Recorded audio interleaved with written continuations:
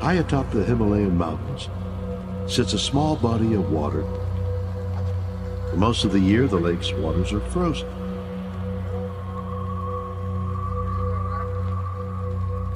But during the summer months, as the snow and ice slowly melt away, a bizarre spectacle is revealed.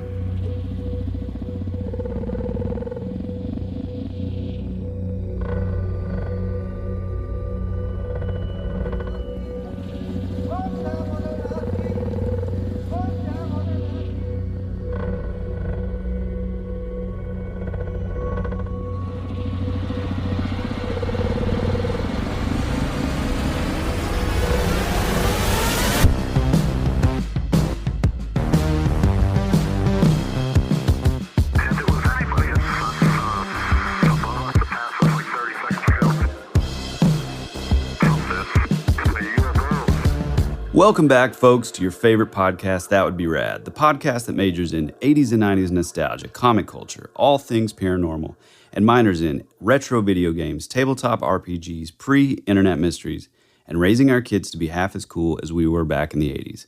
I'm your host, Tyler Bentz, and this is your other host, Woody Brown. Hey, pal. What's up, man? How we doing? Oh, dude, I'm having a great week. By the way, can you feel Yes, dude. the fall in the We air? had some hints of fall this week. I gotta say, though, by the time everybody's listening to this episode, it's supposed to get back into the mid-90s. Yep, 96 next Thursday. Heck, dude. Do you ever remember growing up and I mean, No. I do, being on the equator, but like, I mean, Well, yeah. Georgia, late August, 96 degrees. No, I was just talking to somebody the other. Something's happening. I mean, we know what's happening. It's called HARP, and it's called chemtrails. It's called You're such an idiot. But this is a real thing. I mean, it's so real that 7 states have put forth bans. Actually, you know that Tennessee is the first state to completely ban aerosol spraying, Rocky Top.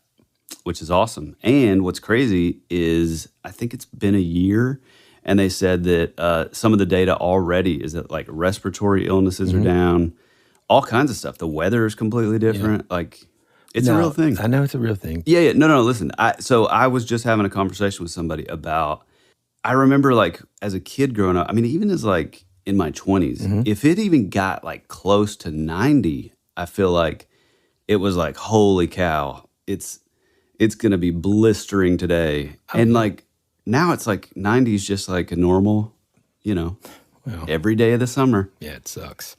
It's crazy. But we're not here to talk about the weather, although we like to just about every episode. Today, this is one of those times when I think last week, Tyler brought a topic and surprised me with it. This week is another type of show that I love, which is Tyler just mentioned something. He's like, have you ever heard of this? I look it up. And then I'm like, dude, don't say anything else. Say no more, I fam. want to learn this through like me bringing it to the table. And I can't wait to talk about it. And that's what today's show is. And I love these, dude, because you found something that just immediately, for me, I just took interest immediately. Yeah, and I also want to preface, like, I don't know a ton about this. Like, It's not good for world geography. I mean, I did win the History history Award award. didn't cover that, No, but I don't know a ton about it either. I know like little bits here and there, but I didn't put a ton into the research. So I'm super excited to hear about it today. So it is one of those things, too, that is the pre-internet mysteries, the things that we really kind of like to cut our teeth on here at That Would Be Rad. Things that like are sometimes potentially solved. There's theories that exist, but it all happens at a time before everybody was just, staring straight down at their iPhone. Exactly. Today, we're heading to a place that it's as eerie as it is majestic. An isolated lake nestled deep in the Indian Himalayas that holds a mystery that has baffled scientists, adventurers, and locals alike for nearly 80 years now. Today, we're talking about Roopkund Lake, also known as, and this is how he got me, Skeleton Lake. Oh, yeah. I've also heard it called India's Mystery Lake. Yeah, not as intriguing. It's not as intriguing. Yeah, that was like, hey, we got 2 name options. And they chose the better one. So I feel like there's also like a mystery lake in every town. right.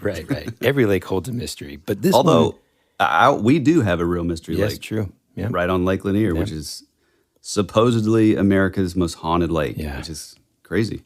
And, there's always those things, too, like anywhere you go, everybody's got the most everything, like best cup of coffee. Okay, anyway. Oh, yeah. We did it. Yeah. Now, initially when you kind of just mentioned, yeah, dude, there's this lake and there's like skeletons. When I'm thinking like skeletons, a lake, how many skeletons are we talking about here? Mm-hmm. Here's what's crazy, dude. Depending on the season and the weather, there are hundreds of skeletons. I'm talking 600 to 800 skeletons scattered around and beneath the ice. And get this, some are so well preserved that they still have flesh clinging to their bones. Yeah. It's like literally something straight out of a horror movie. Yeah, it's dark. And it's one of those things that, unless you're super into like so many different types of mysteries and unsolved cases and stuff, and I am actually, and this is the first time I've ever heard about this. Yeah, and like last week's episode, it's one of those things where at surface level, you're like, oh man, that is kind of weird. But the more you dig into it, the more you're like, ugh, that's weird. It just keeps getting more and more bizarre. Yeah. And the thing is, like, there's so many of these things that we talk about on the show where it's easy sometimes to kind of be like, yeah, but at least it's not real, or I don't know if I believe that. This isn't one of those cases, folks. This is an actual. I believe everything. I believe everything. Not good, man. Not good, man. This place is real. It's not some urban legend. It's not, one place saying, hey, my lake's creepier than your lake. This is a real place, and these are real skeletons. 600 to 800 people who mysteriously died up there in this high-altitude lake. And imagine being the first person that is just hiking around. You're in the Himalayas. You're living a life dream here. And you just look down. You're trying to just get away from it all. You look down, and there's not one body or two, like last week's episode, would be scary enough. How about 600, pal? Yeah. Well, so that number, I do remember a report that, some places you'll hear like 600 to 800, but then I also ran across another source that had mentioned I think sort of the separation there is that there's like also like 100 to 200 like just skulls. So I mean, not to turn everything into a D&D like topic. Oh, it's perfect. But what a cool, and I don't mean to be disrespectful for the dead here, but like what a cool scene. I mean, all of us, I think, listening, or a lot of us are fans of scary movies and stuff like that. So even seeing this, it would be a scenario where I wouldn't believe it at first. I'd be like, oh man, that's a cool idea. Yeah, right. And then to know that this actually exists. Now, obviously, I'm sure most of you know that like places like, the Himalayas in general, but like Mount Everest and stuff, if you're trying to climb to the peak, you actually have to like pass folks that have like died before trying to attempt it. And they're just like, they're frozen, which is just kind of weird, And it also really seems like a billboard that says, do not continue. Yeah, right. Or just like a gut check. Is it worth it? Yeah. Yeah, no. I guess it depends on your stage in life and stuff, but it's not worth it to me, so. No. Okay. So real quick, do you think that because you're kind of a like badass, like a I mean, you are kind of guy, like physically, but like you and I I've always been sort of the intellectual. I've always been like the smart guy, and then there's you do like also, but yes, intellectual lift, and like bro. the weakest. Just like my D&D characters, they're always elves. Easily. They're always like 140 pounds, very small but very smart. Yeah. No, but you crying, maybe he might be. That's okay. Man, but look at him shoot that bow. Man, he's good at painting. No, but you being sort of like a jock, and you do like the Iron Man jock. Oh, you're painting such a weird picture of me right now. Okay. No. But you've done, you've done like marathons and like Ironman and stuff. Could you see yourself? Okay, so say maybe you never met Ann, you never got into music. Yeah. I could maybe see you being one of those guys. Yeah. You mean to go climb Everest? Yes, dude. I agree. I think, again, that's why I said like at different stages of my life, I could have been someone that was just like, I want to accomplish this feat and, the training that it takes to get there, the nuances of all the details about all the gear and stuff. I obsess over that kind of stuff as well. Yeah, I could see that. But like there is, and there always has been, a pretty strong line that I rarely cross. For example, even whenever I had zero sort of responsibility, such as now, as a family man, Oh, yes, that risk reward. When I had zero responsibilities, no family, no whatever, I'm 18 years old, and you're at your sort of the time in your life when you're just like you take the most risks. I'm not jumping out of an airplane that's working. Yeah. I'm not going skydiving. I never had that thrill seeking thing. And I mean, I have friends that like, dude, they've got like this souped up, one of our friends like has this souped up jet ski, and he's like showing me a video, and he's just, I'm talking full blast, just going down linear, just boom. Now see, that is weird, because that is where you and I differ because like I've bungee jumped numerous times. God, I could never do it, dude. I do like the like thrills. Like we just went to Aspen this year, and I'm on like the Black Diamond, like just zooming down the hill. I like skiing. That was kind of fun. But at the same time, in the back of my head, I'm like, but for me, it's like if my life path looked different, I would be more likely to like cry more. No, like remote viewing, like astral projecting to Everest. Yeah. Okay. Yeah. I don't know. It's not my thing. I don't want to criticize someone that is into that. Everybody has different interests. It's just never really been one of mine. I do like hiking. It's just once you cross that line of like real danger potential, not interested. Dude, we just watched this doc. I mean, I'm sorry, guys. We are driving a little away from the dock a little bit, but we did just watch this documentary, and I think there's like 2 or 3 on Disney Plus about this climber. Have you seen any of these? I've seen some, but he's climber? The one that we watched. He's like the first climber to totally free climb. Oh yeah, you're talking about. He's like a super famous Alex Honnold. Yeah, but what did he? I don't know. He's free. That's like he free climbs everything. He also had that. They did a documentary called Free Solo. I think that's what we watched, where he climbs like, what is it called? El Capitan. El Capitan. That is it. Yeah.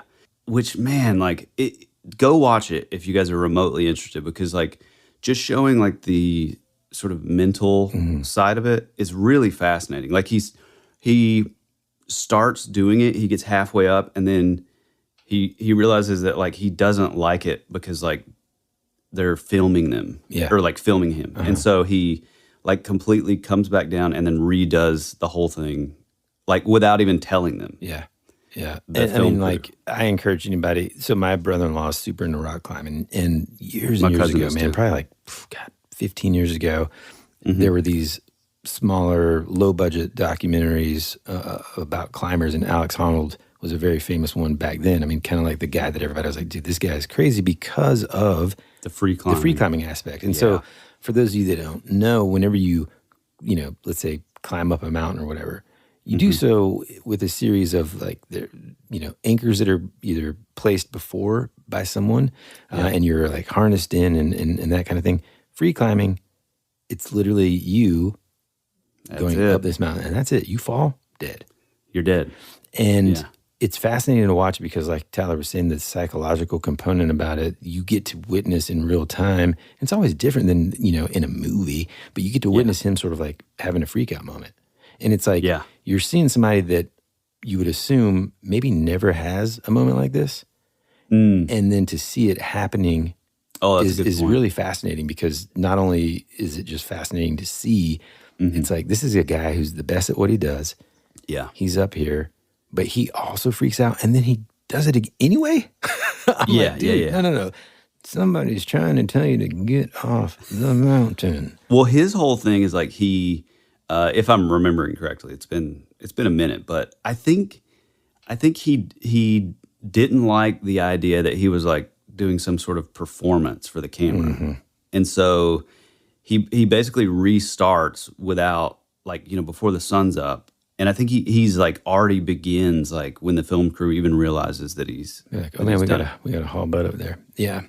Okay, back into it here because back to the skeleton. All that does provide some pretty good context in that, like it's kind of like that's the world that we're sort of living in when we're going here in the environment anyway. Because what it is, the thing that's crazy about this, not only the fact that there's that many people who are dead in this frozen lake. But it's high altitude, and no one really knows why or how. Okay? Yeah. There's a lot of theories. Some are, obviously more out there than others, but at the end of the day, it's still a mystery. Yeah. I want to set the sort of physical and geographical stage real quick. Roopkund Lake is about 16,500 feet above sea level. Now, you and I have talked before about going out to Colorado and skiing and stuff, and I want to say in Vail it was like 12,000 plus, and even that, the altitude messes with you, but another 4,000 feet above that is the base of the mountain where this. Yeah, when we were in Aspen, like I had a real tough time breathing. Yeah. Like it was like you get winded real easy. And it's just, your body is reacting to there being less oxygen, really, And so also us being from the South doesn't help. Right. Where we're just like at times, well, not really where we live. We're still above sea level enough, but not. Yeah. So again, it's 16,500 feet above sea level at the base of this mountain called Trisul in Uttarakhand, India. It's already pretty intense altitude, right? Yeah. The lake itself is usually frozen over for most of the year. However, during the warmer months, the snow melts just enough to reveal kind of what's been hiding underneath these piles and piles of human bones. Yeah. Again, not exactly something that you'd expect to stumble upon during your Himalayan vacation. Yeah, so the weird thing also about this lake is, you're probably imagining this thing as being this like, oh, it's like this massive thing and it's super deep and all that, but the lake is only like 10 feet deep. Right, it's not Lake Michigan. Right, exactly. 10 feet deep. I mean, okay, backyard pool, that's pretty deep. Yeah. But for a place that is housing, at this point, hundreds and hundreds, almost 1,000, we'll say that, bodies, not a lot of wiggle room in there if you went for a quick swim. Yeah, no. Side note. I think we've had enough side notes, Sorry. Is there like a new law for like how deep pools can be? Oh, I don't know. Because every pool I've been to, as an adult, I feel like it's 8 feet deep at the deepest. But when we were kids, it was like 12 feet deep. You're talking about like at a place or at a buddy's house? I mean, you kind didn't of have both. any buddies that had 12 feet deep pools, dude. Yeah, I definitely did. 12 foot deep? No. Yeah, I mean, it was made in like it was like this like cement floor, like deep pool. Yeah. And the one at Truett McConnell College. Well, that's like a colleges diving. and stuff when they're like diving, sure. But like somebody in the backyard in Cleveland, Georgia didn't have a 12-foot pool, man. I promise he had a 12-foot pool. No. I'm telling you. Didn't. No, but at least 10 foot. Like I swear. Didn't have it. You're such an idiot. After these messages, we'll be right back.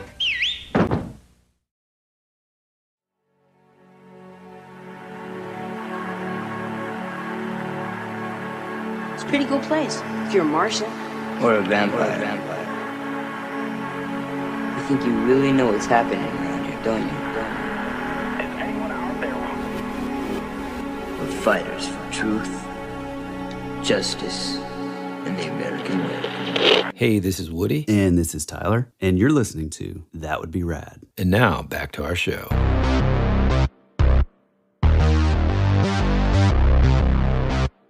So you got these bodies. Some of them still have their flesh. It's like they're scattered around and they're frozen in time. It's like this natural crypt that kind of like I mentioned before occurs in other mountainous regions, like Mount Everest and those kind of famous places where someone will just kind of not be able to make it down and they'll be frozen in time for a long time. Again, with a place like this is another aspect that was kind of interesting to me. I feel like something like this would exist and people would know about it forever. It actually wasn't even discovered until 1942 by a British forest ranger. Yeah. So, like, has this been like a secret location just sitting there for this long? I think so.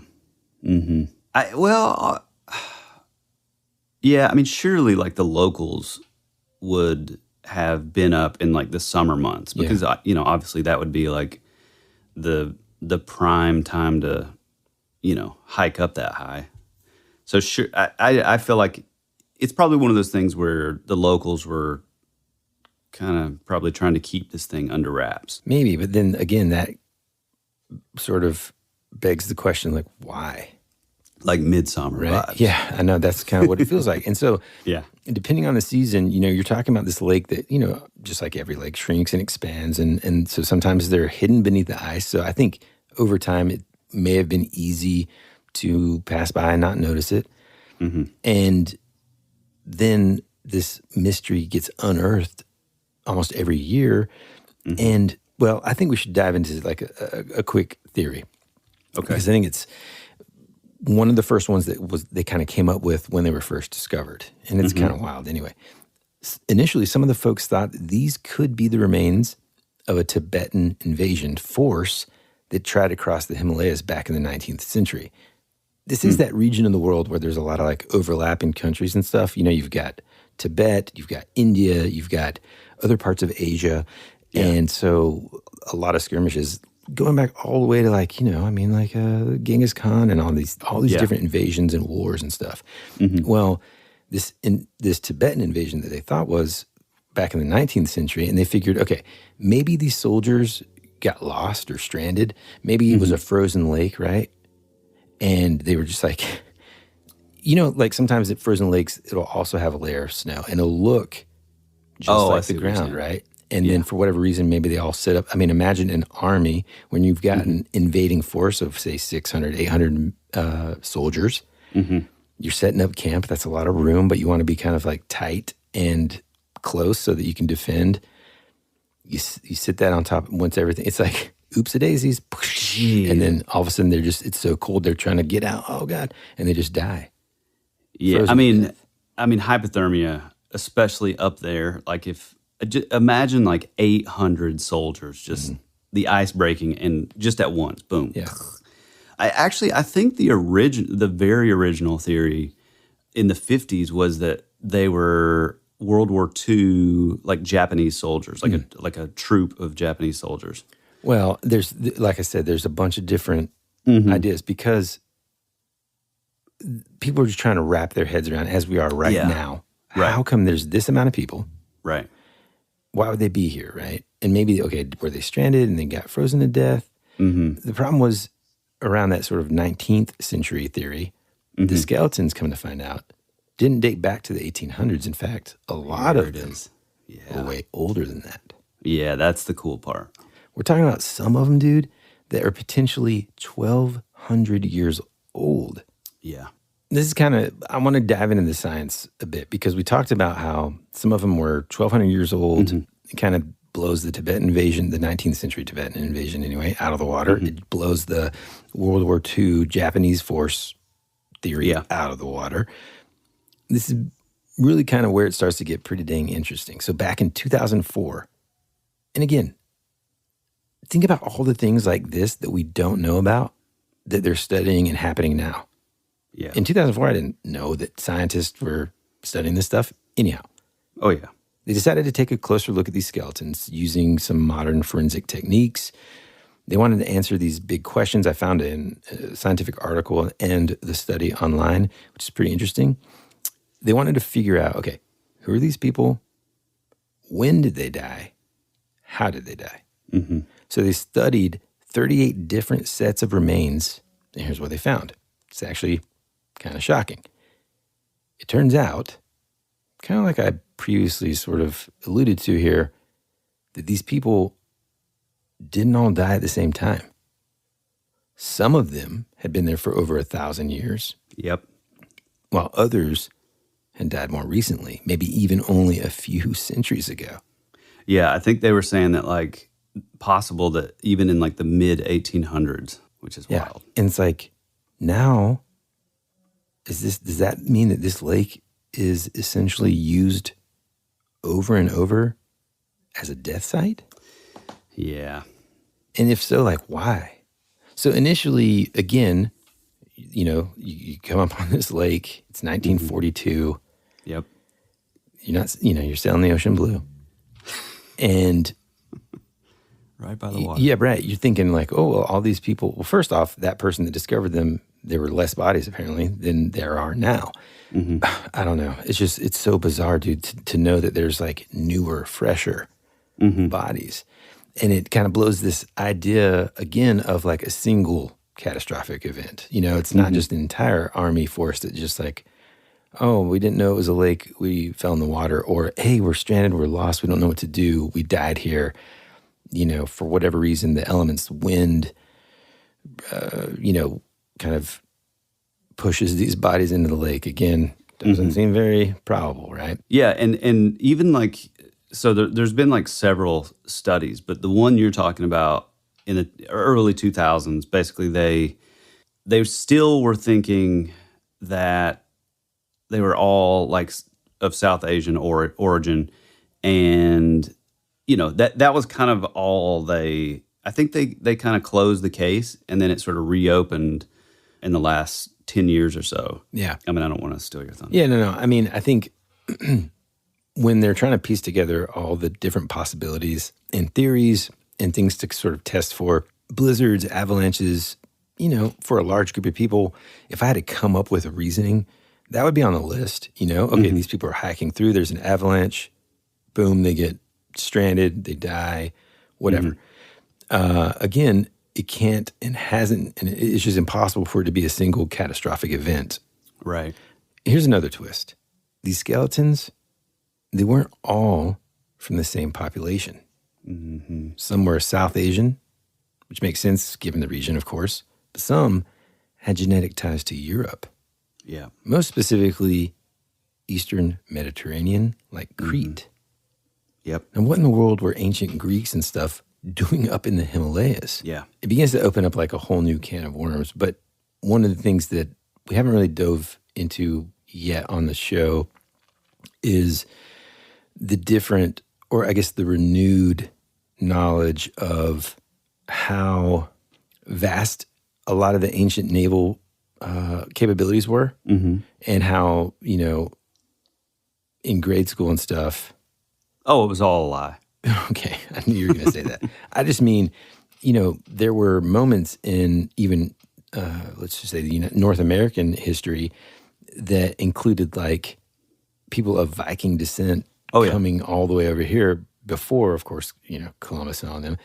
Anyhow, in the same vein, now we've got like some people of Greek origin ending up here. Which, by the way, you're talking about a thing called the Kensington Rune Stone that was found in Minnesota that is thousands of years old. Right. So Columbus, nope.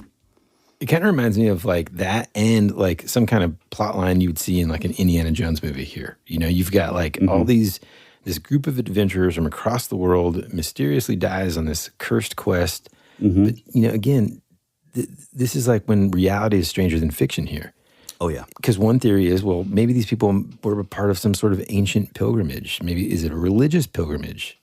There is a religious pilgrimage in that region called the Nanda Devi Rajat, and it's been going on for centuries. And the idea is that maybe some of these pilgrims got caught in a, random hailstorm that was so intense, it just killed them, I guess. So the reason Woody mentioned a hailstorm is because I think like, again, I didn't like get super heavy into this, but I think the majority of them all have like holes in the top of the skull, which it's so stupid. But apparently the experts say, oh, well, they were just caught in a hailstorm, obviously.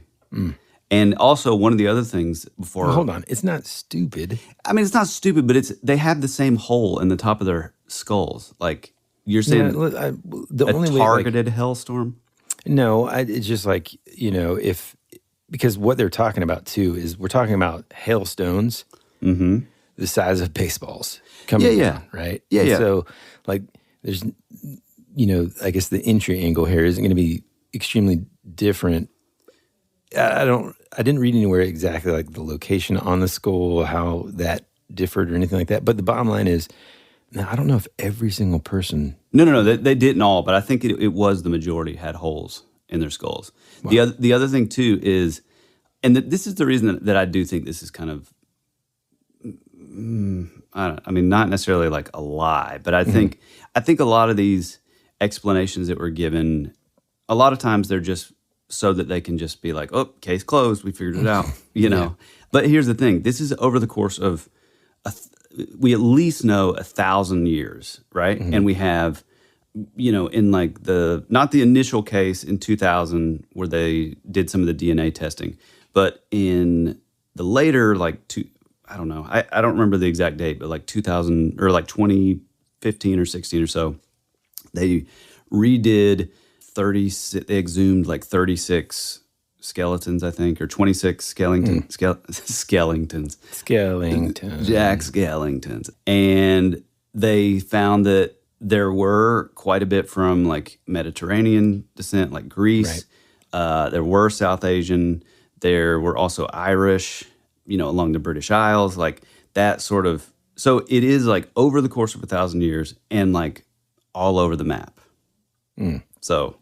Well, some more about that real quick, specifically with the hailstorm, because this is an interesting piece that provides some context to that theory. As I mentioned before, there's this pilgrimage in the region called the Nanda Devi Rajat, okay? It's been going on for centuries, and the theory that they got caught in this freak hailstorm kind of comes from, again, like Tyler said, a lot of these schools have this massive trauma. Like they were hit with something heavy, so not all of them have holes, but some of them have like that traumatic sort of evidence. And there's a local folk song. Oh, right. It talks about how the goddess Nanda Devi punished a group of travelers with a storm made of hail as hard as iron. Yeah, but again, like that's... Here's another piece, because, no, hold on, because I love this stuff. The local mythology, okay? Now, did this come before or after, right? I don't know. But the local mythology also, there's a story where, well, first, this pilgrimage does take him by this lake. And according to the local mythology, at one point, a king took some dancers to this sacred spot. Due to a heavy snowfall, the people were trapped. The dancers were transformed into skeletons and stones that can now be seen there. Ooh. Another myth is that one of the king's wives was pregnant. And while she was giving birth to her child, her placenta flowed down to Roopkund, and this in turn caused the death of people there. That one's a little bit on the, extra, a little harder side. to believe, yeah. But we're not writing it off. You never. Never know. My point is, as far as like the hailstorm thing is, it would have to be like multiple hailstorms over 1,000 years. Right. Because exactly. we're talking like the, like 7th century AD to the 1800s. And so that's a pretty wide, time frame. And it's interesting too, because coming off of last week's episode, now we're starting to talk about, is this sort of like a central location for something that we don't know about? Last week we talked about, the 1960s Brazilian lead masks mystery of these two guys I encourage you to go back and listen to the episode because it's fascinating. Yeah, it's awesome. And it kind of, in a similar way, we don't really have the definitive answer to that mystery. It's not been solved. Nobody really knows. Yeah. But one of the things that Tyler and I kind of talked about, and certainly one of the theories that sort of really kind of hit home with me, was that there was some sort of, there was purpose behind this, finish line for them. Yeah. You know what I mean? And That's in a way, dark. I know. I couldn't think of a better way to say it. There's like purpose behind them going up to that mountaintop. In other words, somebody didn't drag them there and murder them. Yeah, it was a very intentional. They were intentional. There you go. That's what I was looking for. Yeah, whatever they were. Purpose-driven finish line. Purpose-driven. It's not going good, man. Oh, and so you've got all that's these funny. people that have similar injuries, but then you've got some that don't, and they're all across different centuries. Yeah. Some thousands of years old, some more, more recent. Yeah. And what on earth was somebody of Crete or European descent doing up there? Well, and also another, It's thousands of miles away, by the way.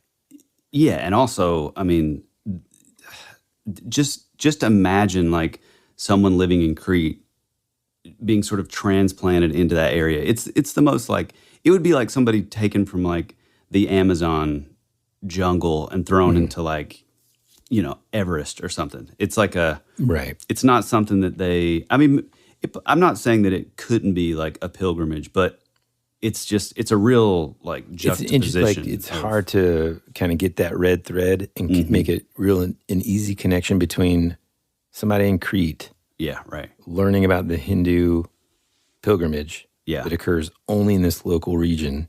You know what I mean? Oh, yeah. Nowadays, more probable, right? Yeah. With Google and everything and YouTube and kids just being online, part of the reason why we, banned both of those things. Well, and also I think it's worth stating that the majority of the skeletons were, and I think I'm not saying that this like solves anything, but I do think that this lends itself to, it's a really important clue, I think.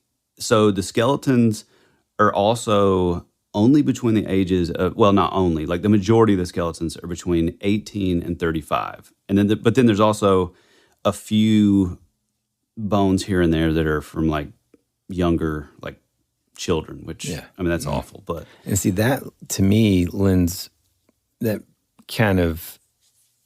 little credence to like an army theory a little bit. Yeah, but they're also male and female. And if it was way back in the day, you wouldn't typically see females. Oh, dude, no. In Asia, you would. Yeah, but Crete? Well, no, yeah.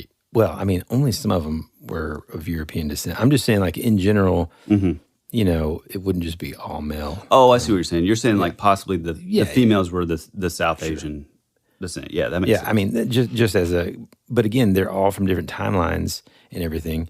And so, another theory and speculation is that maybe this was like a burial site for victims of some kind of epidemic that happened in the region. But again, you would think that somewhere in the texts or even oral traditions of the local area, you'd be able to find some of this information. The only thing really leads kind of back to this pilgrimage. You know what I mean? Like someone would say, oh, like this terrible disease came through and, wiped us all out. And, Yeah, but one of the things that I did think that was interesting about this is they didn't find like any sort of mutilation. They didn't find any sort of, as if they were like in any sort of like battle or there's any kind of like violent. besides like a big trauma to the head. Yeah, well, yeah, exactly. But I'm saying like that was it. That was like the only, sort of signs of trauma or whatever. But it was weird because like, and this is something that's interesting to me, is like apparently they found like bamboo parasols, like Asian slippers, like, Japanese like slippers, seashell earrings. And so it does feel like it's just like whatever these people were doing, it does feel like they were just sort of plopped in this area. You know what I mean? For sure, man. Hey, let me throw another little twist at you. It's like imagine Lady Snowblood with her like wooden, those weird like Japanese. Yeah, the little slipper flop things. Yeah, they have like Clink, clink, clink, two clink. little, Yeah. and then like Black. your bamboo parasol. Like it's just so bizarre. Yeah. Let me throw another little twist at you. I kind of mentioned before you went into that about maybe they were, because I think a lot of quote unquote more ancient civilizations and stuff, anytime there was any kind of an outbreak, they would kind of bury the dead far away from the living people to avoid any cross-contamination or anything like that, even in its most simplistic form, bring out your dead, that kind of stuff. Well, even down to like sort of folklore, spiritual stuff of like, oh well, we don't want any wayward spirits, Right. Well, And more specifically to the spread of disease part, and my point is that here's what's crazy. The genetic studies that they performed didn't show any evidence of disease. No ancient pathogens were found in the bones. Yeah. So forget that one. Wow. Yeah. Man. We will return after these messages.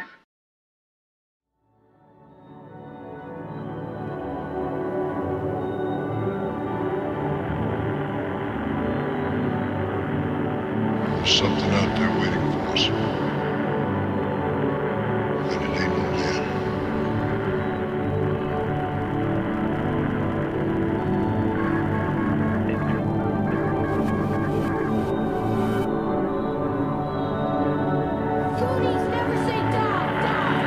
Hey, this is Bryce Johnson from the Bigfoot Collectors Club, and you're listening to Tyler and Woody on That Would Be Rad, because that is rad.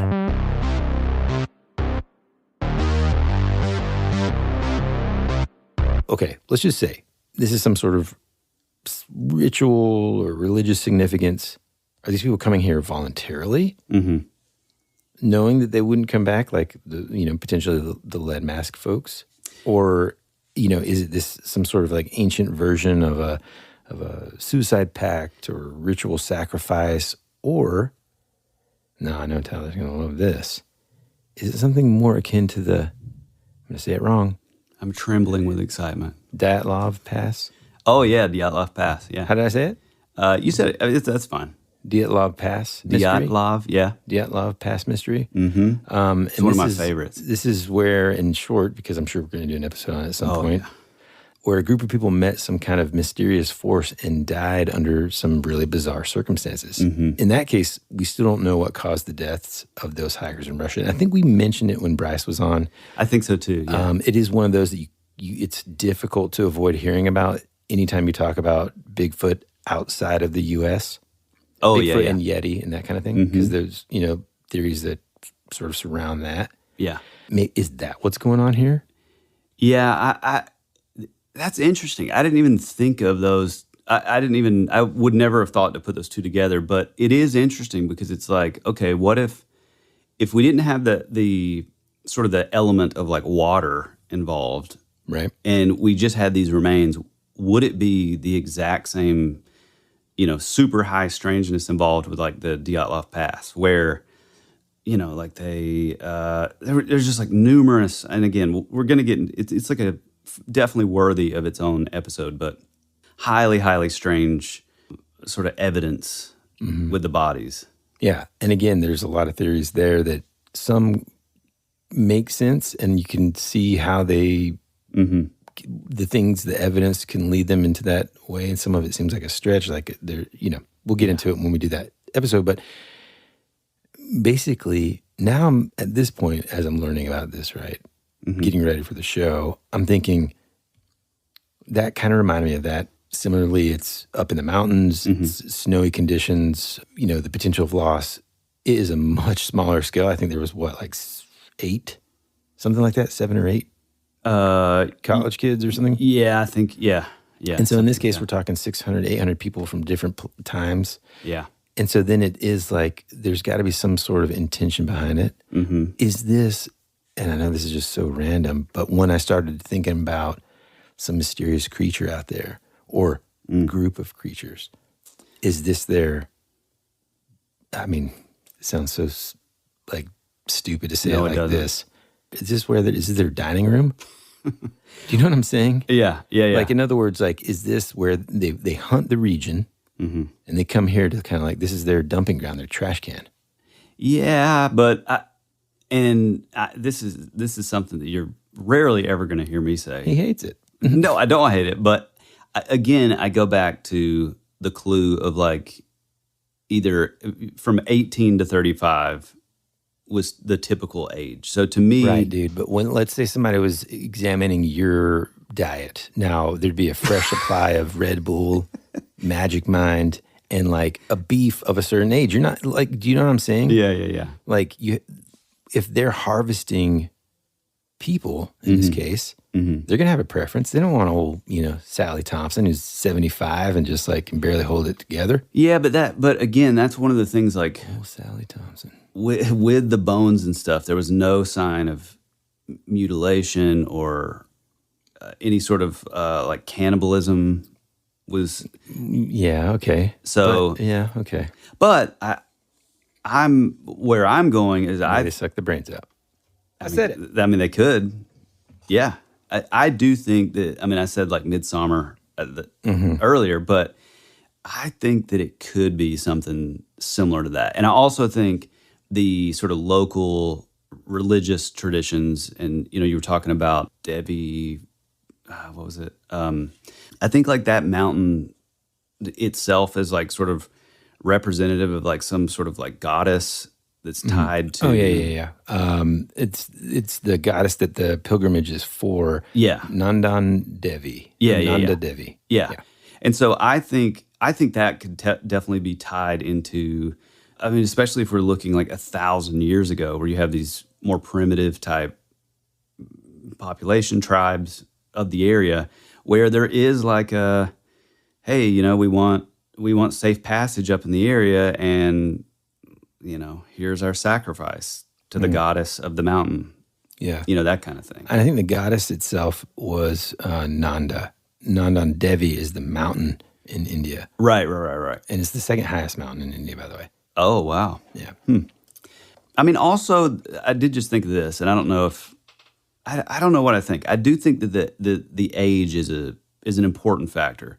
But, I mean, I guess technically it could also be attributed to it just being a super difficult, you know, place to travel. I mean, just in general. Mm-hmm. And so maybe it is like, you know, kind of a young man's game type thing. Yeah, that's true. But, I mean, again, they did find like, you know, there were also bones of like kids and stuff. So, I don't know. It just feels intentional to me. Mm-hmm.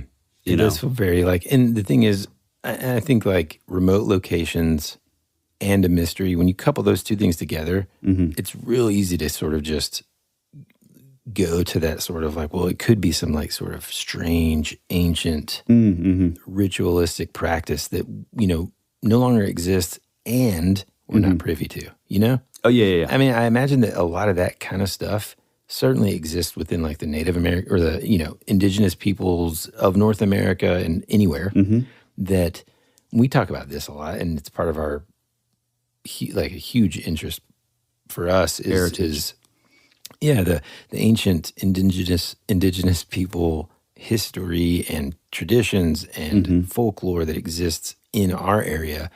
I'm sure there's so many of these types of rituals that we don't know about, you know, that would be potentially considered, you know, quote unquote weird or strange or, you know, much different than what we're used to. Well, I mean, something akin to like the, even, you know, like the Aztecs or the Mayans and some of that sort of sacrificial, you know. Right. We have to have a sacrifice to ensure that our crops grow. Correct, yeah. You know, stuff like that. And I mean, it is such a harsh region that, I mean, it just seemed, it does make sense to me, you know.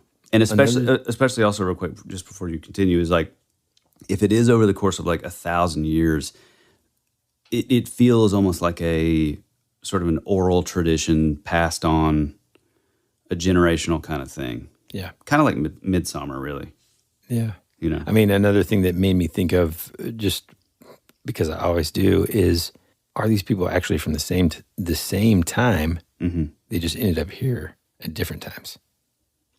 Ooh. So is this an unsuccessful time travel trip over a long, long period of time done by some company? You know what I'm saying? It's just like the place to dump the bodies. Evidence. I mean, it is funny you're saying that, because I wasn't going to get into this, but my initial thought with this was, you know, if you're... Don't say the Clintons, man. It's the Clinton death list. No, it's, you know, if you're a longtime listener of the show, we talk about like window areas all the time. And if you're a new listener, a window area typically is, you know, this sort of, typically you'll see it as like a triangle, like the, not Bermuda Triangle, but like there's several. There's like one in Ohio. I think there's one in like around Pennsylvania, like the Bentwater Triangle. Maybe I may be getting that wrong, but it's these areas where there's just tons of high strangeness. Everything from sightings of UFOs, sightings of Bigfoot, sort of like Mothman stuff. I think even like Point Pleasant is in one of those triangles.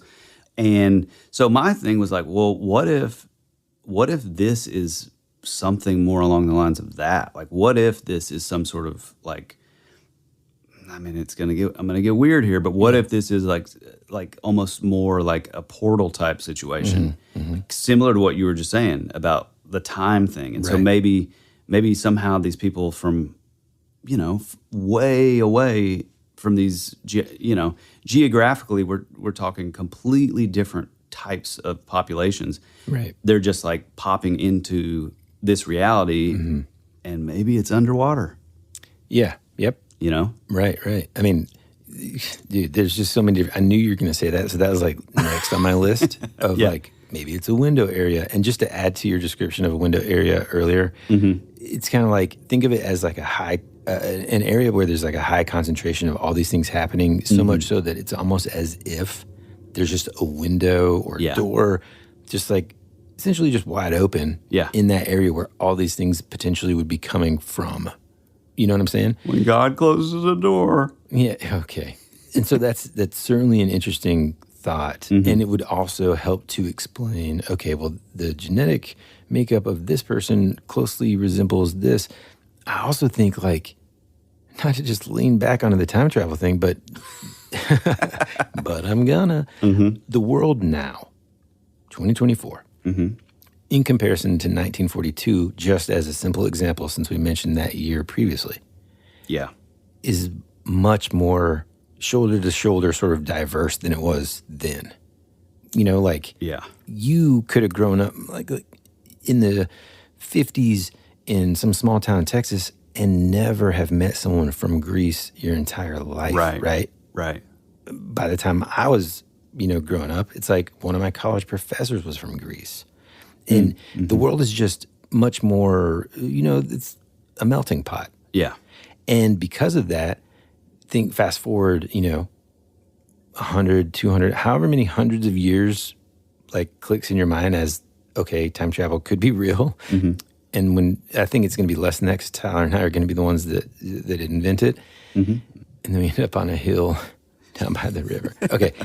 And in the bottom of a lake. Yeah, right. With lead eye masks. Yeah. I just feel like that helps to explain some of that, like these people being from opposite areas and somehow just ending up in the same spot. Is it some sort of mistake and like a trying to hide the mistake, or is that just like in the show that I adopted this sort of concept in the D&D campaign, the faraway tree. You go in, you don't really know where you're going to come out, right? Or like you hear about. We've never done an episode on this, and again, I'm sure we will.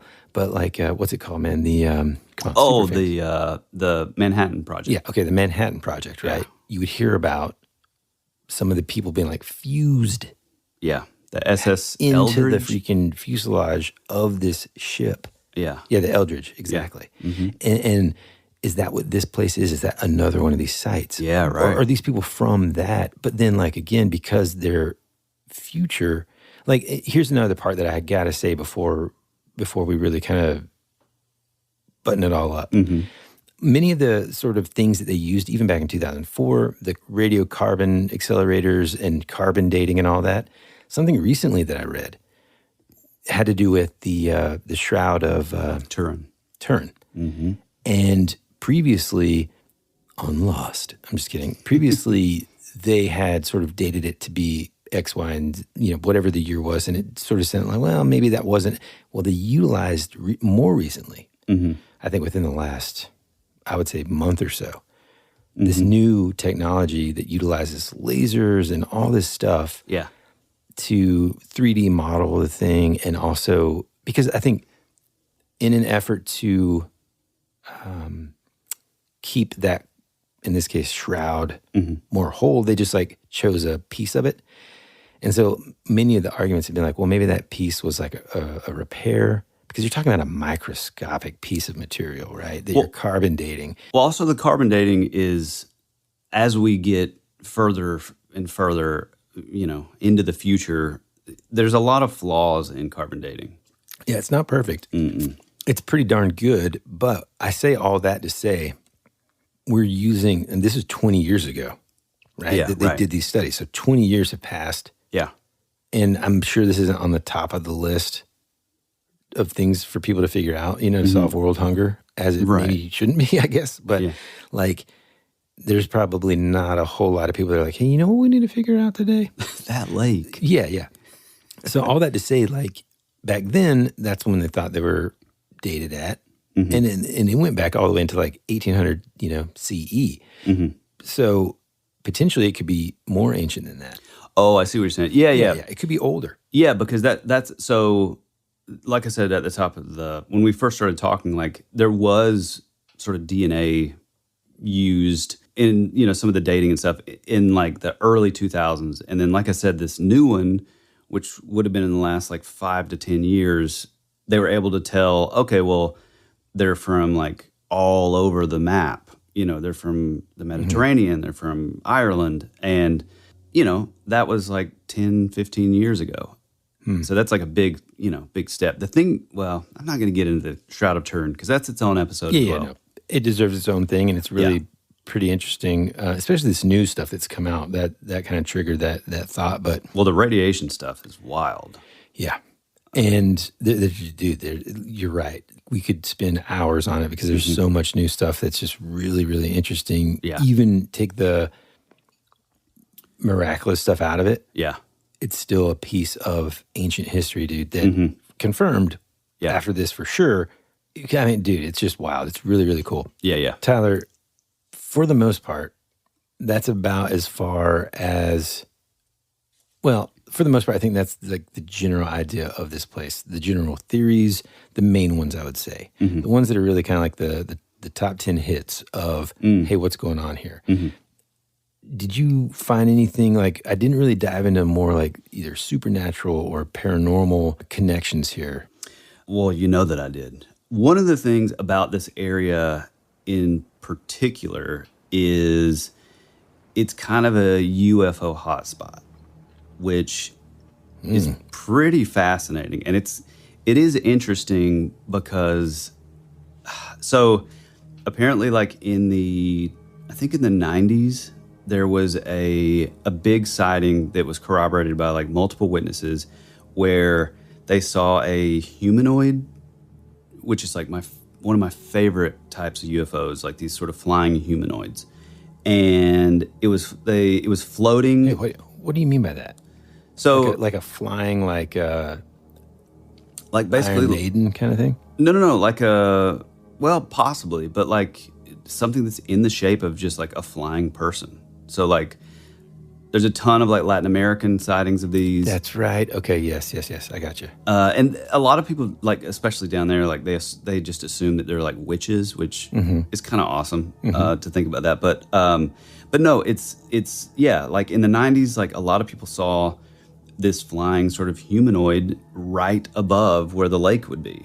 And then I think, for like hundreds of years, like the sort of the local folklore of the area, like with all these sort of hot spots, and again, we go back to these window areas, tons of sightings of like orbs and like sort of weird kind of like light phenomena, and like just through the Himalayas just in general, it's kind of, there's a ton of sightings of like UFO stuff. So I don't know, I think that's interesting. It is really interesting. Especially looking at it through the lens of like, to me, my mind went to like cattle mutilations and stuff. Because there's a ton with like, there's this super precise like laser hole right in the top of their skull. And so is that something that we're seeing here as well? I don't know.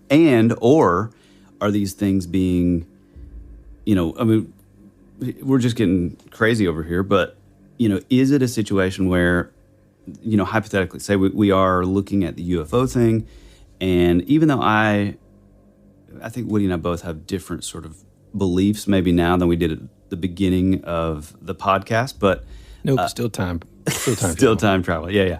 But if we're looking at it through the sort of the classic like UFO abduction or cattle mutilation, Linda Moulton Howe kind of stuff, it's what if these things or these people, over in the Mediterranean, over in Ireland, over in the British Isles, what if they are being like taken from those places and then they're doing whatever they're doing and then they're dropped back off like a ton of cattle mutilations, where you also find where the amount of like, which this isn't prominent here per se, but it could be because it's a lake and they're not dropping back onto the ground, they're dropping into water. But a lot of the cattle mutilations, they would find that it would appear that these cows had been dropped like 300 to 500 feet in the air, which is kind of wild. But, I think that's an interesting sort of, there's some cool sort of correlation there. Yeah, for sure, man. Again, I don't know.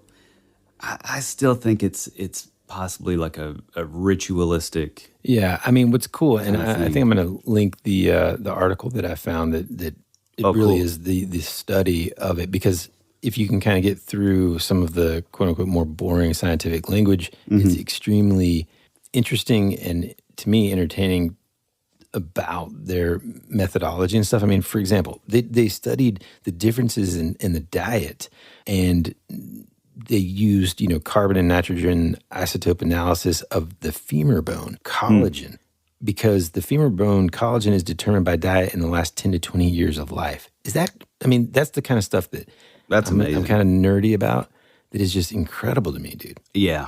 Yeah, it is And wild. so they studied all that stuff. There's a lot of their own sort of theories. It's pretty cool because towards the end of the article about the study, they talk about how, like, okay, well, combining multiple lines of evidence, it says, we suggest a possible explanation for the origin of at least some of the Roopkund A individuals, because they kind of subdivide them up a little bit.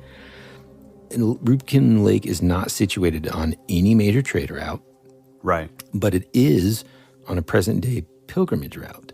And that's the pilgrimage that we, talked about, which occurs every 12 years or so. As a part of the event, pilgrims gather for worship and celebration along the route. Reliable descriptions of the pilgrimage ritual do not appear until the late 19th century, but inscriptions in nearby temples dating between the 8th and 10th centuries suggest potential earlier origins. And it says, we view the hypothesis of a mass death during a pilgrimage event as a plausible explanation for at least some of the individuals in this Roopkund A cluster. Yeah. This is where it's cool, man, because this is one of those things where I think it's oftentimes we're coming at it from, hey, this is the information that we found, and, oh, man, scientists, they just want to explain away stuff. This is a paragraph written directly for Tyler here, because it says, the Roopkund B cluster is more puzzling.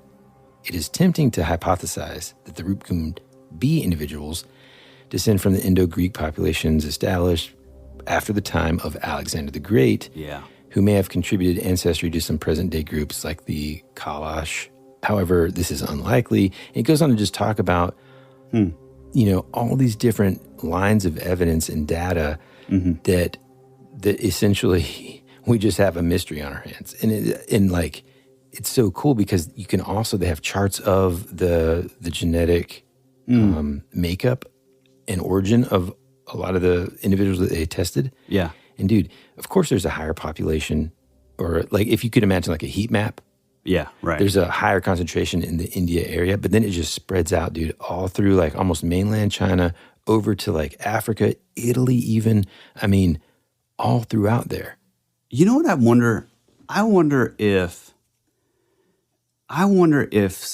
it was something along the lines of maybe there was like this high strangeness event where you did have these people from like all over, and somehow mysteriously they appeared dead, right?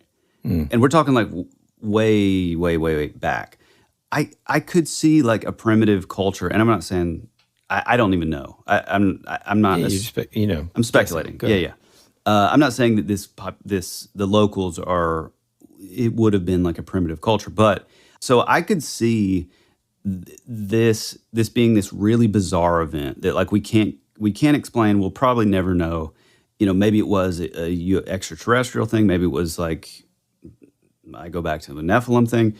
Whatever. maybe something happened, and then I could see kind of like the cargo cults of like these like sort of primitive like jungle tribes and stuff. They see this thing, and then they sort of interpret it as like, oh, well, this is something from the gods, and this is something that we're supposed to continue on like the tradition of. So then it became like a thing of like, oh, well, we're supposed to sacrifice like the god did or the gods did. Yeah, like an accidental, unintentional place of worship. Right. Man, I love that idea too, because then it really digs into like the just random implications of like sort of as a result of tiny actions and decisions in like human history. Yeah, right. It's, like that stuff is just so incredible to me, dude. Yeah, because to me, I can't get around. I mean, I instinctively go to it being some sort of sacrificial, ritualistic thing. Yeah, but it's still so difficult to make any sense of like these people just from like completely across the globe being there, like unless there's like a secret, like no one's. Well, I say no one. I don't know what. No. Say it. I was just gonna say like, why would, and this goes back into a little bit of what we talked about last week, in the, I guess, the willingness sometimes people end up having when they willingly kind of join a death cult or something, where they end up, being dead. It's like, it's hard for me to wrap my mind around willfully sort of knowing, okay, I'm going to go on this pilgrimage and I'm going to be sacrificed. So then my mind just automatically makes the assumption that they didn't know, right? And that's unfair. Maybe they did. My point is, if it was some sort of ritualistic thing or sacrifice that ended up to where these people did it to themselves or someone else did it to them, I just don't know how long you can sort of, well, yeah, I don't know, man. I mean, that's a lot of bodies. It is a lot of across bodies. a lot of time. And again, it is remote.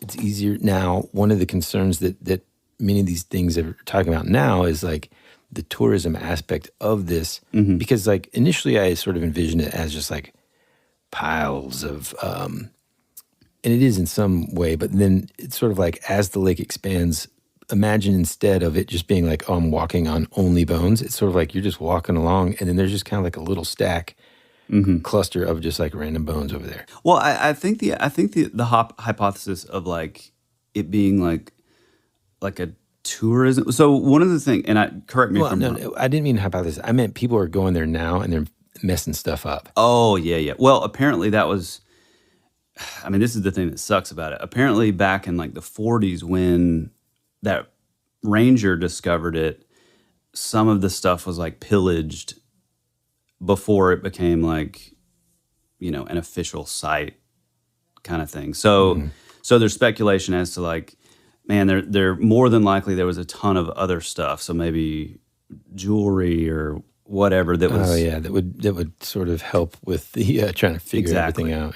Yeah, which that sucks. No, but I think that, and like I was saying, correct me if I'm wrong, but I think, and again, this adds more to the weirdness, is I think the older skeletons were the ones that were not of like Indian descent. They were the ones from like further away. Is that right?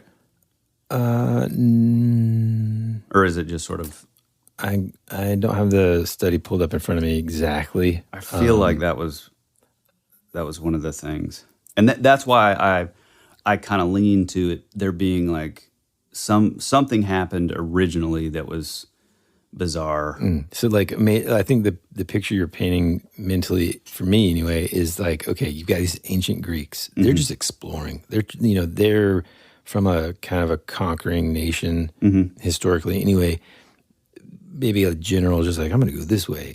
Let's just pretend like it's the Cretan, whatever, special forces. They get all the way out there. They make their way across all these places, and then this remote, we'll say tribe or whatever, kind of is like, whoa, these guys look so much different than the folks in our area. They must be gods. I mean, that kind of stuff happened here in America, you know? And they must have like powers. They're so different looking. They must be from the heavens, you know? And then, I don't know, something goes sour, something, and they, fight, and they blah, blah, blah. Yeah. Well, it says there was no signs of battle, though. Yeah. It's No, just the head trauma stuff is what I'm like. Yeah, it's weird. That's where I feel like the sacrifice stuff is coming from. And at the end of the day, it could also just be, hey, there's a remote look. Yeah, see, even as I say that, though, man, it's just hard for me to, like... Well, I'm saying, when I say, like, you're saying, like, explorers from, like, the Mediterranean. I'm saying some sort of unexplainable thing, like... They were taken by aliens. And maybe a dropped off portal, maybe something. Yes, somehow they just, like, blipped into existence. I mean, we've had enough episodes where just people are just kind of like, they just pop into another reality or whatever. Yeah. So I'm thinking of something like that, and then maybe like what you're saying, maybe it was sort of the cargo cult idea of like, oh wow, these are like or maybe they like sort of blipped into reality, and they were all when they were first discovered, like hundreds of years ago, thousands of years ago, they were already dead when they found them, but then they saw that as like, oh, well, this is the example that we need to have. So we're going to start. Maybe those skeletons at the bottom of the lake, with this really bizarre looking like armor or jewelry or whatever clothes they have on, these are the gods. So we need to start sacrificing like our local people to these gods that are like living at the bottom of this lake. Even something weird like that. Or like okay, the man from Tarad, or who's the guy, Dynic. Well, Paul Amadeus Dynic, or D.B. Cooper. Yeah. Right? Yep. They accidentally transport there. They're going to be dressed weird, and people are like, whoa, and then maybe they disappear again, and they think, it happened right in front of the lake, we need to sacrifice, otherwise they're going to hurt us, or show our... The gods are angry. And then it just turns into this... snowball effect, I guess, of this ritualistic practice that doesn't make any sense to us now, thousands of years later. Yeah. But at the time, yeah, it's like, oh yeah, this is why we're doing it. Okay. I mean, I have to say this, even though I feel like I've said it on the show, but I don't know if I have. Long story short, I was at a show one time, this band called the Enigmatics. Remember the story? Not at all. I'm sitting it's at Smith's Old Bar in Atlanta. I'm sitting next to Butch Walker, and then this other dude named Rusty Cobb, who I'd sort of worked with in the music industry sort of scene in Atlanta, early 2000s. Anyway, we're sitting here. Butch Walker, he's famous now, Marvelous 3 fame, and big-time producer for a bunch of pop stuff. And saying all that, we're sitting at Smith's Old Bar. Butch Walker's sister her boyfriend is in this band called the Enigmatics that we're watching. We're talking like straight up like 80s, like early 80s hair metal before it got like real hair metal. So it was still a little like Satanic Panic, like Ozzy kind of stuff. Really charismatic singer. They're a 3-piece, singers playing guitar, bass player, and drummer. And this will all make sense. And so the singer's playing, right? They're on like, I'm guessing close to the end of the set. The singer's guitar strap breaks, and the guitar just swings in a way that it like smashes into the floor.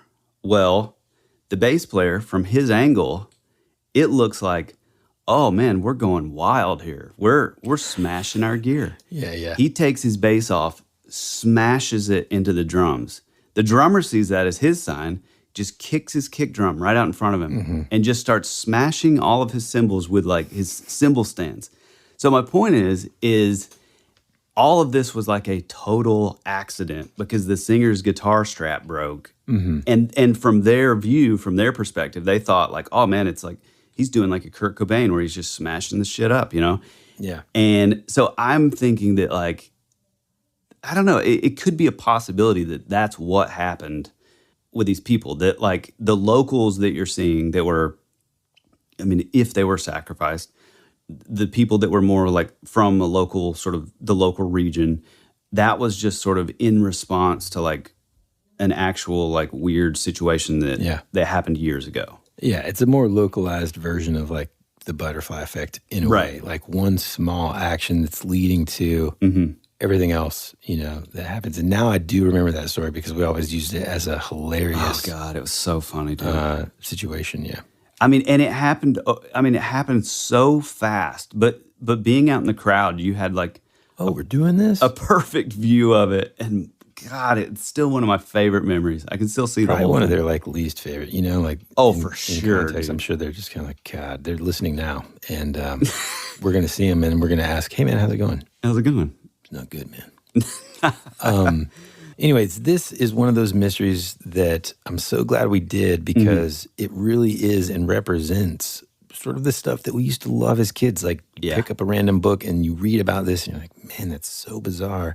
Yeah. And I love it because it's not a new internet mystery. And what I mean by that is, this isn't some creepypasta Reddit thread. Yeah. This is an ancient mystery that's plagued us all for, thousands of years. Yeah, exactly. Yeah. And, who knows if we'll ever know the true origin. We'll ever know what's really going on over there. But, yeah, man, it's awesome. Yeah. It's funny, too, because we typically try to pick our shows so that they're, kind of different. Like maybe this one's sort of pop culture based. Maybe the next one's more like cryptids or paranormal stuff.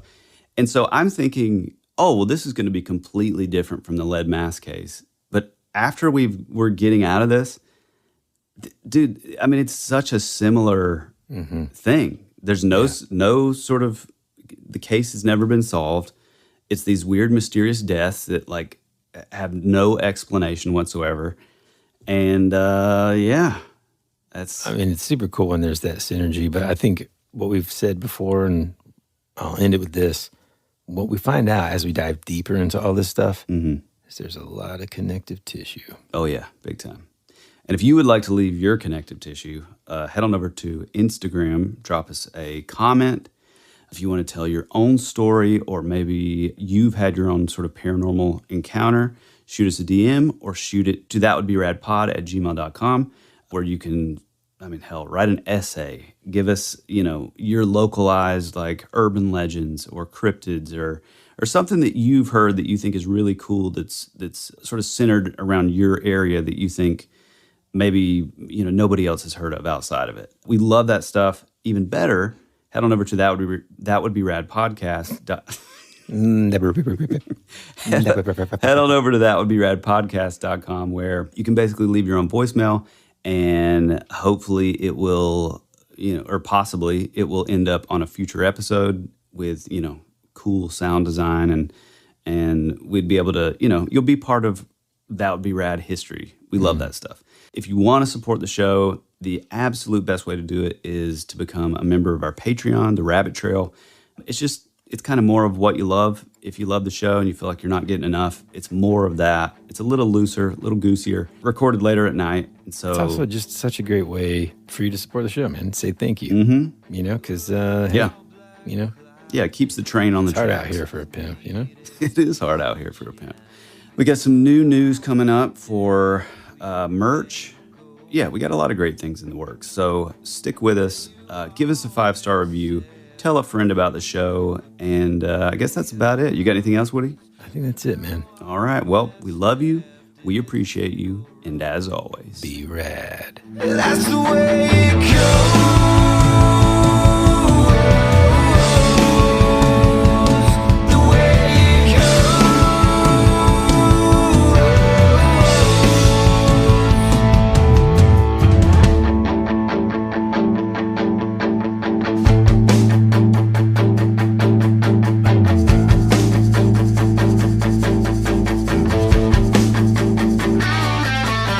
My favorite song on the radio.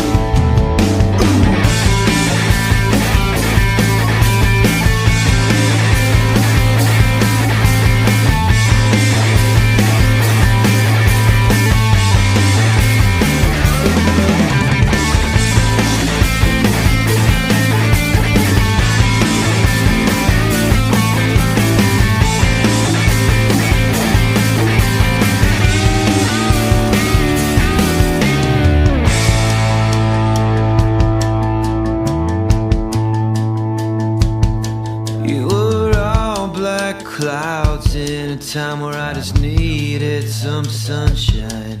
You were already dead before you became a ghost. You always said our future would be a parade of flowers, but now all that's left is a single rose. That's the way it goes.